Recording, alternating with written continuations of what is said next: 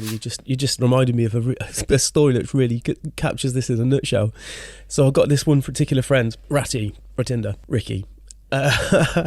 He was Ratty. His real name's Ratinder. When we were kids, he was Ratty. Now he's a grown up. It's Ricky. Yeah, No one wants to be called Ratty, but I love him to bits. I absolutely adore this guy. He's been my best friend for a long, long time. We lived together for a period of time.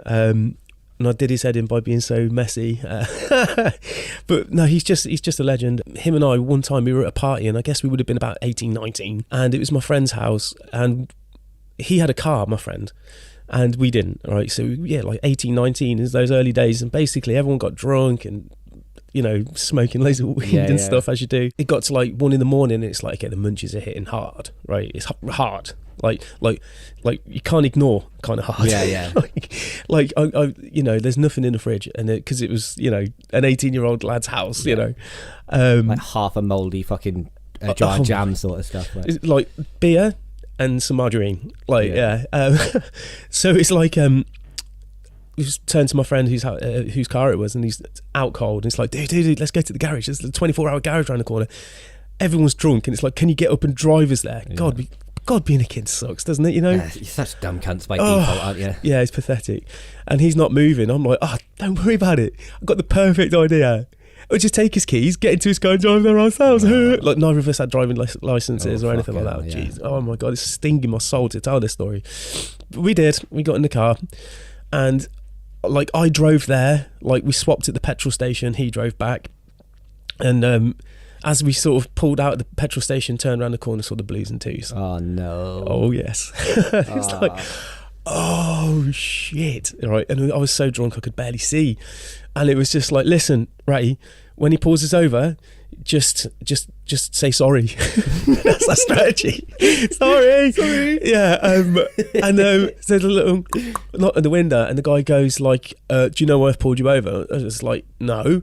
He says, because your headlights aren't on. It's like, oh, I thought we could have got away with this as well, like, oh, fucking say, you've been drinking? Like, no. Have you been drinking? You know what I mean? What a ridiculous question. You must have been drinking yourself, officer. He's like, no. And have you been smoking? We were like, Marlboro Lights maybe. He goes, oh, not smoking weed then. And we're like, no. He goes, okay, because it's just you got 8 toffee crisps on the back seat. It's like, oh shit. We're having a picnic. Oh, leave us alone. So it's like, okay, get out of the car, you pair of absolute fucking cockheads. Like, before I like put you over money and spank you for this, you idiots. And it's like, okay, fine. And we got out the car. They separated us. With colleague had Ratty, and he sat me down and goes, right, what's your name?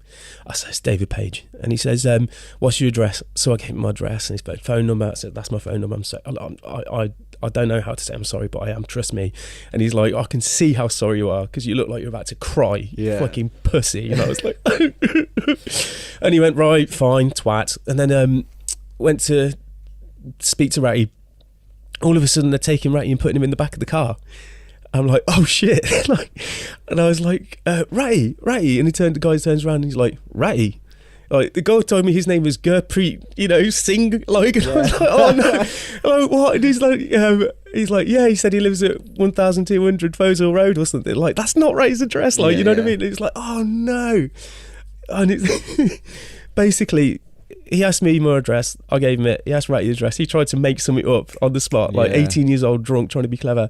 And the guy was just like, okay, cool, let's just run those through the computer. Like, oh no, I forgot they could do that, right? So he's like, okay, you twat, you're in big trouble, and they took him into the back of the car, and he kept him there for ages and ages. I sat talking to the police officer.